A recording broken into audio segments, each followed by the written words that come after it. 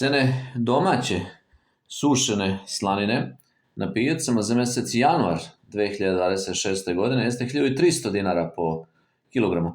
Naravno, sada cena ponovo zavisi, tako, da li je ovako panceta, odnosno pančeta, ili je bela, ili je prošarana, ali negde prosječna cena jeste 1300 dinara po kilogramu, cene domaće slanine na pijacama za mjesec januar 2026.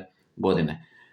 Također cena ponovo zavisi od pijace, ali i količine koliko se slanine kupuje. Ovako kada se kupuje otprilike ovako 1 kilogram koliko je ovdje bilo, prosječna cena jeste 1300 dinara po kilogramu.